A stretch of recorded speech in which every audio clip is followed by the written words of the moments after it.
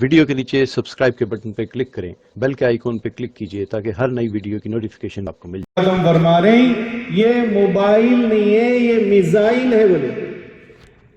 جیسے میزائل داغا جاتا ہے نا کسی علاقے میں، آبادیوں کی آبادیاں برسوں کے جو بنایا ہوا ہے سب کا سب برباد ہو جاتا ہے۔ یہ موبائل سے جو تہجد، جو مجاہدہ، جو فکریں، جو مذاکرے، جو عزائم، جو محنت سے حاصل ہوا سرمایہ، وہ سارا برباد ہو جائے گا فرمایا۔ اس لیے میرے بھائیوں، دوستوں، بزرگوں، آپ سب حضرات سے گزارش ہے، جتنے خطے والی جماعت کے ساتھی، جتنے جماعتوں میں آئے ہوئے اور جتنے انتظامات میں ہیں، یہ دیکھتے رہیں۔ دیکھو چند لوگ کام کر لیں گے تو یہ کام نہیں ہوگا، رکے گا نہیں، یہ تصویر کا کام، یہ فوٹوਆਂ لینے کا کام، بلکہ ہر آدمی فکر مند ہونا پڑے گا۔ اس گناہ سے ہمارے جوڑ کو بچانا ہے، اس حرام کام سے اپنے جوڑ کو بچانا ہے، تاکہ اللہ کی رحمتیں نازل ہو، فرشتے ہماری مجلس میں رہے۔ تو اس لیے نگرانی والوں کے ذمہ ہے یہ کام کہ اپنے جوڑ میں، اپنے شعبے میں، اپنی خدمت میں، استقبال میں، پارکنگ میں، جہاں بھی ساتھی ہے نا، کوئی بھی اگر موبائل فون لے رہا ہے تو آپ فوٹو لے رہا ہے تو آپ فوراً اس کی ہر جگہ نہ سم کی فوٹو لی، یا فوٹو لینا ہی نہیں ہے ہمارے پاس۔ کیا بھائی کریں گے نگرانی اس کی؟ اب مجلس میں بیٹھے بیٹھے بھی ساتھی بیچارے کیا سمجھ میں آتا پتہ نہیں، شیطان تشکیل کر دیتا ہے، بیٹھ کے شروع ہو گئے، کیمرہ بتا رہے ہیں، فوٹو لے رہے، بیان کرنے والوں کی فوٹو لی جا رہی اور جو ہے مجمع کی لی جا رہی، کیا ہے پتہ ہی نہیں ہے۔ کتنی فہم کی کمی ہے، کتنی غیر شعوری والا کام، اتنا بڑا گناہ اور اتنا بڑے گناہ کو سرسری کر لے رہے۔ اس لیے نگرانی والے ساتھی، سارے ساتھی اس بات کا اہتمام کریں کہ اپنے خطے میں بھی، ہمارے جوڑ میں بھی کوئی فوٹو نہ لے، ریکارڈنگ نہ کرے، ریکارڈنگ بھی نہیں ہے ہمارے پاس۔ اور ایک نگرانی والوں کے ذمہ بہت اہم کام ہے، یہ جو باکسز ہے نا، یہ آواز کے، ساتھی کیا کرتے اپنے فون چارجنگ ختم ہوئی تو اس میں لگا دیتے۔ اچھا آپ کے فون کی تو چارجنگ ہو جائے گی، سب کے ایمان میں چارجنگ میں فرق آ جا رہا، اعمال میں، فکروں میں، کیوں آواز نہیں جا رہی؟ اب یہاں مائک والے پریشان، ارے بھائی ہم چیک کر لیے، سب کر لیے۔ تو نگرانی والوں کے ذمہ یہ بھی کام ہے کہ کوئی ساتھی بھی کسی بھی کنیکشن سے اپنا موبائل فون اس پورے ہمارے پنڈال کے احاطے میں ہرگز چارجنگ نہیں کرائی جائے گی، کرنے نہیں دیا جائے گا، نہ خود کریں گے نہ کسی کو کہیں بلب میں لگا دیے، نہیں، بالکل نہیں، یہ سب شیطانی عملے، یہ سب نافرمانی کی بات۔ تو نگرانی والوں کی ذمہ دیکھو بہت اہم کام ہے، ساتھیوں کے اوقات کی حفاظت ہے، ان کے مال کی حفاظت ہے کہ کوئی نقصان نہ ہو جائے، لینے والے کا ایمان نہ چلا جائے۔ یہ نگرانی والے، صف درست کرنے والے۔ اور ایک کام یہ دیکھ لیں کہ جو صف میں ٹھہرے ہوئے ساتھی ہے نا، ان کا پاجامہ یا جو کپڑا پہنے ہوئے ہیں وہ ٹخنے کے اوپر رہے، اس لیے کہ حدیث میں آیا ہے کہ 15ویں شعبان کی رات میں جب اللہ کی طرف سے عمومی مغفرت کے فیصلے ہوتے ہیں، اس وقت بھی ٹخنے سے نیچے پاجامہ پہننے والا، پتلون پہننے والا، اس کی مغفرت نہیں ہوتی۔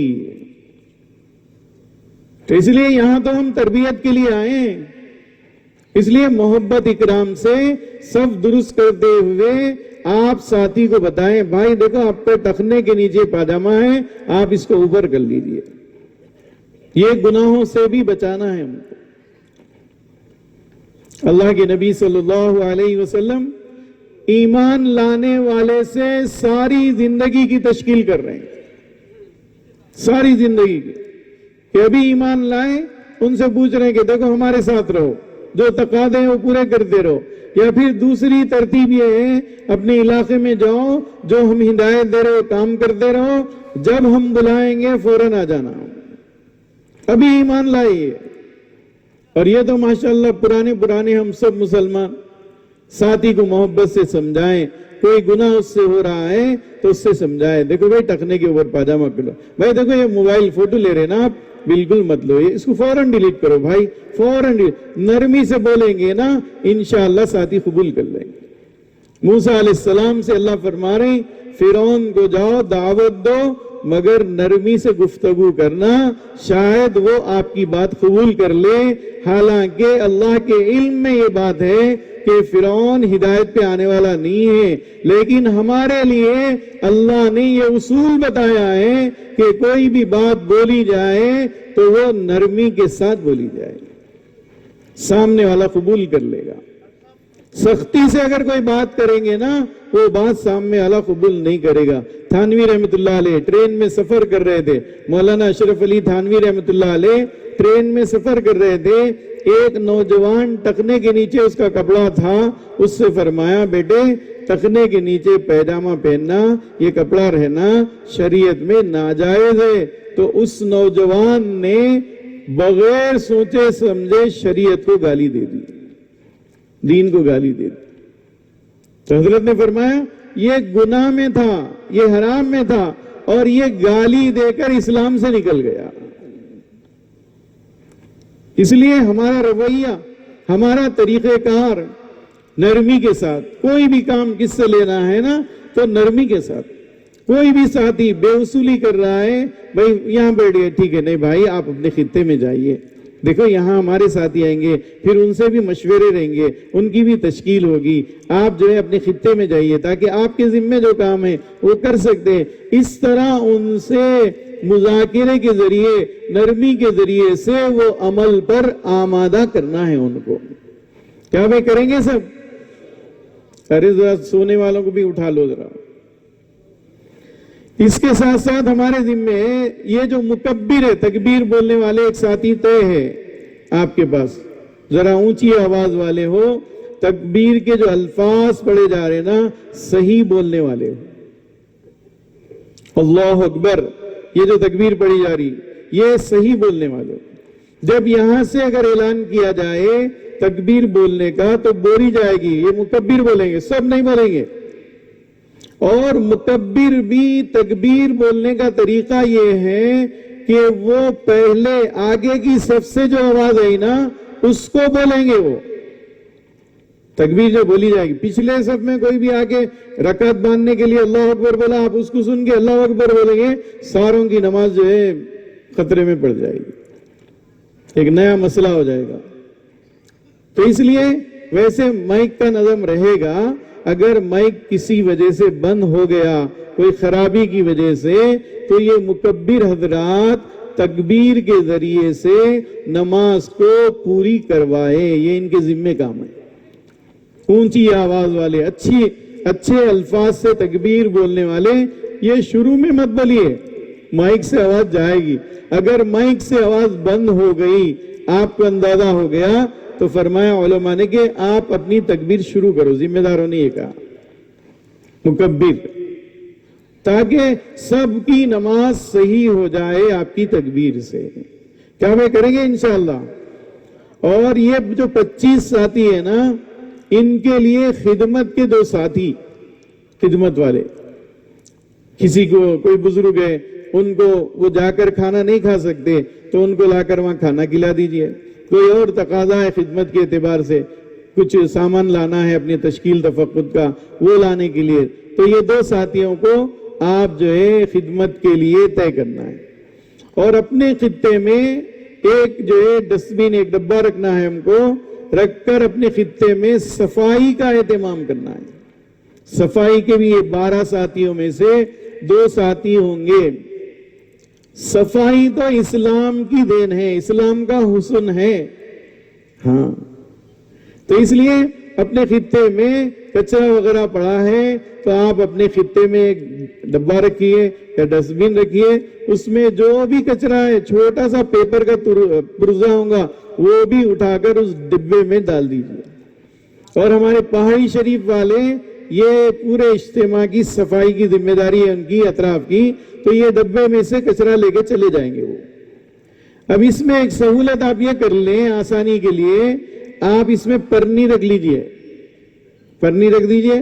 وہ پرنی آپ کو صفائی والے جو ہے پہاڑی شریف کے حلقے والے وہ ڈبے میں سے وہ پرنی لے کے چلے جائیں گے, ڈبہ آپ کا اپنی جگہ رہے گا. اس طرح صفائی کا اہتمام.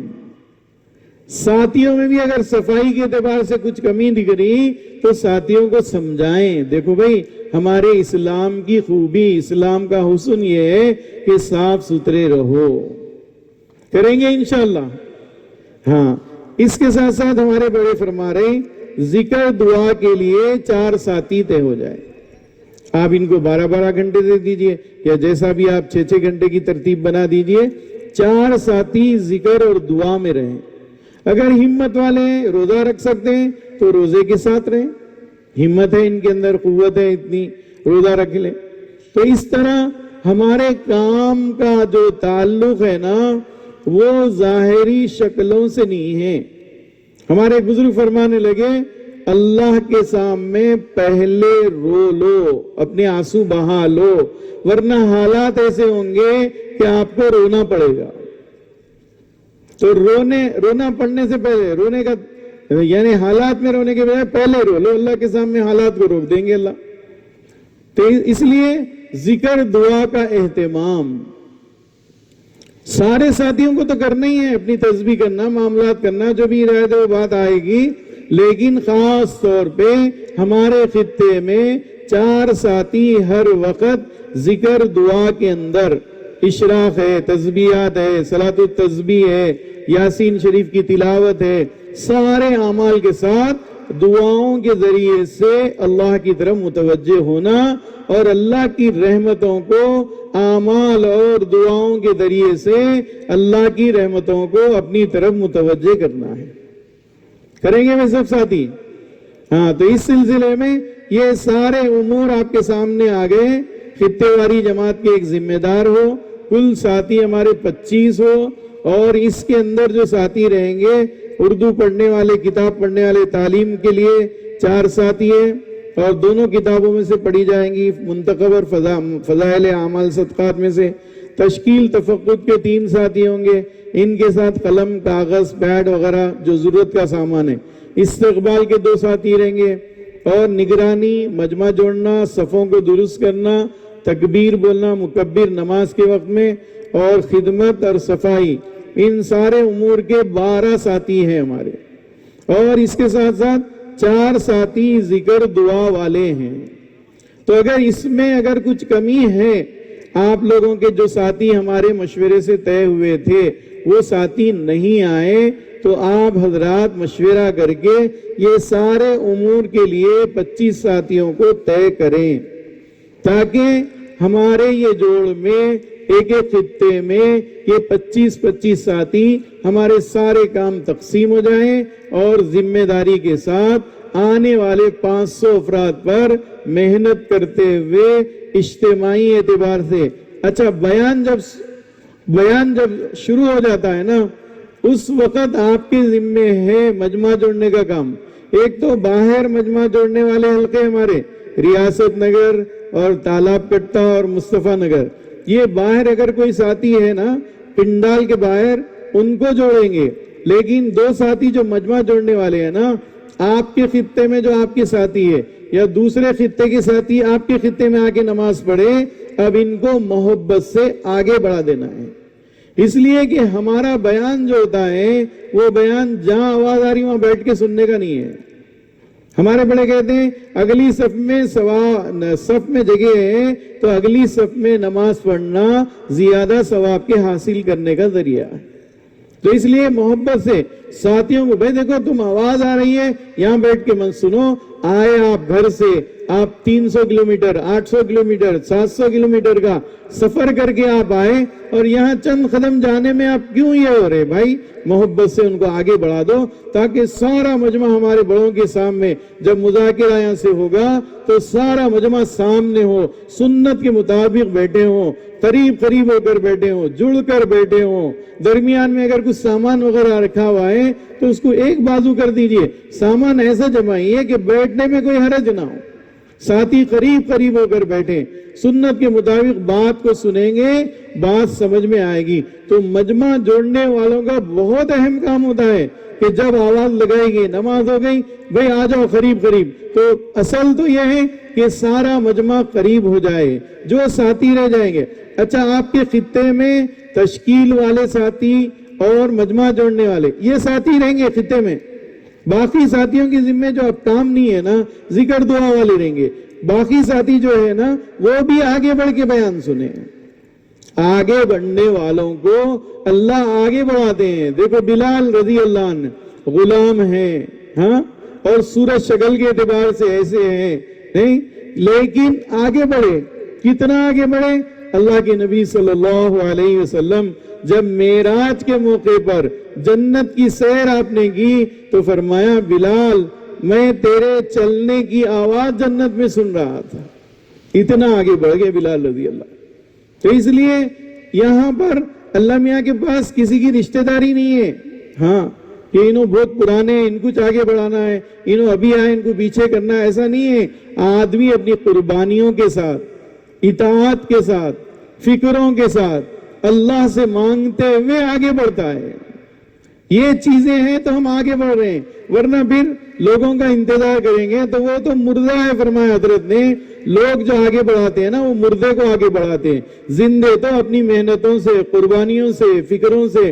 آپ کا جہاں بیٹھنا چاہ رہے نا وہ بیٹھنا مجاہدہ نہیں ہے، آپ کا مجاہدہ کیا ہے؟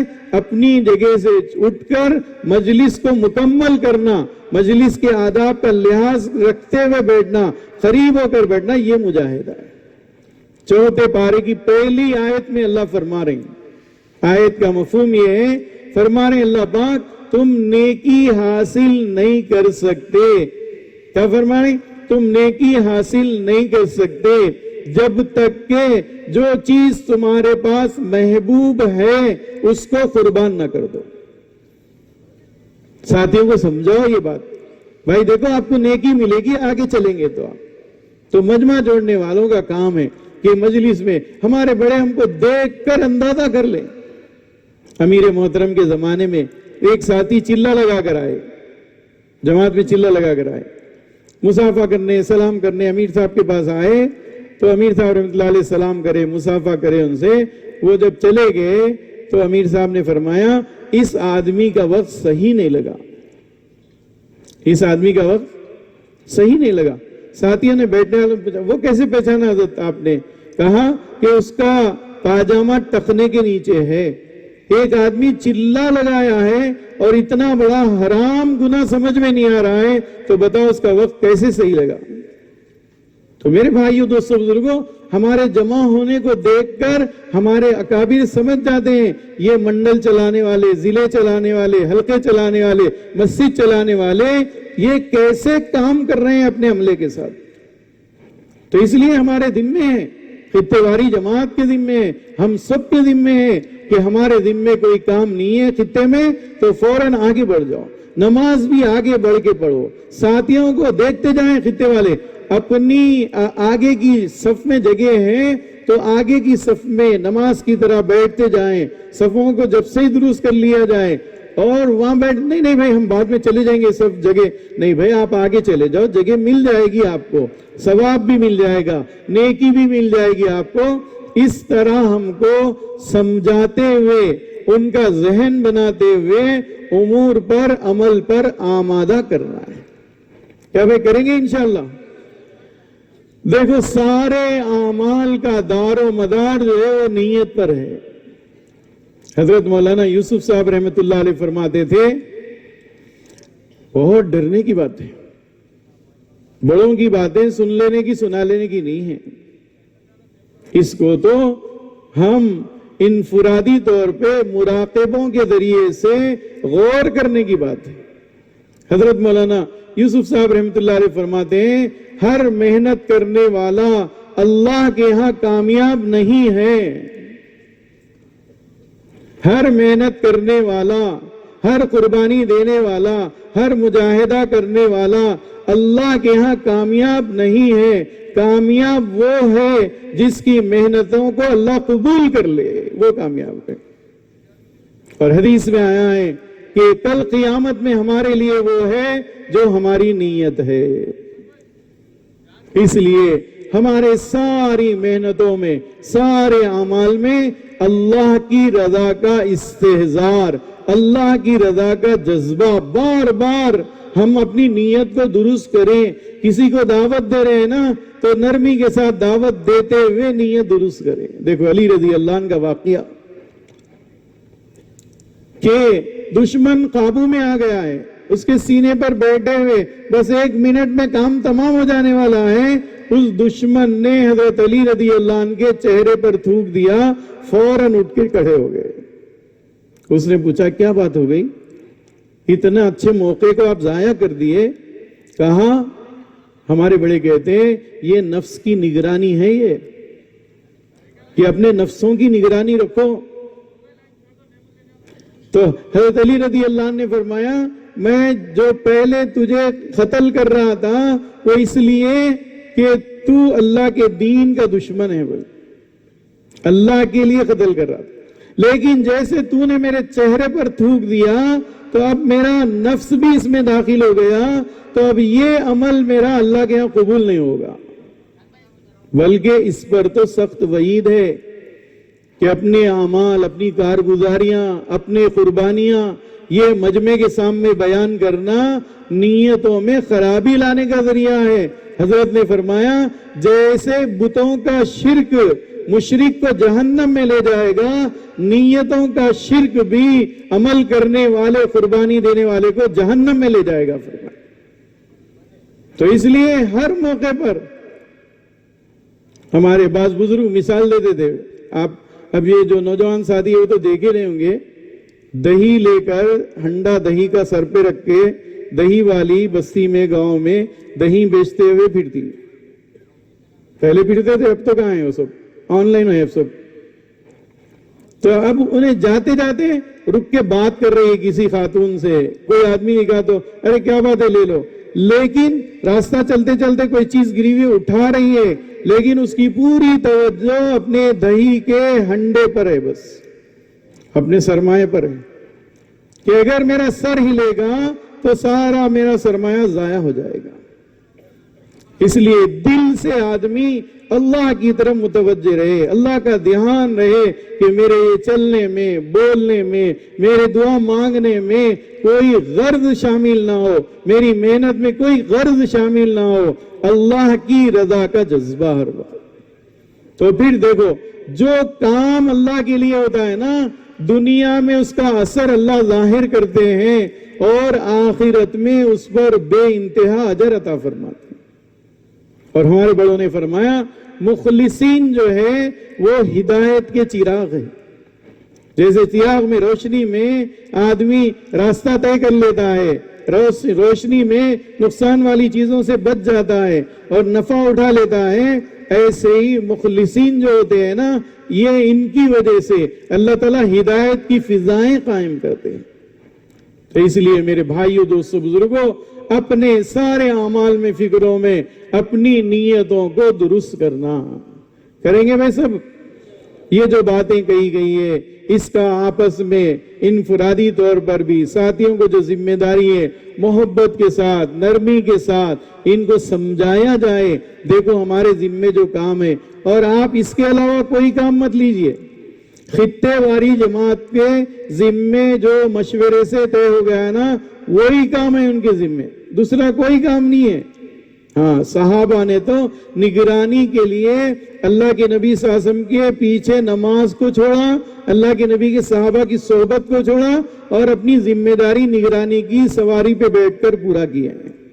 تو اس لیے آپ حضرات اپنا مورچہ سنبھال کر رکھے، اپنا خطہ سنبھال کر رکھے، اپنی ذمہ داری پر رہے، ورنہ کیا ہوگا؟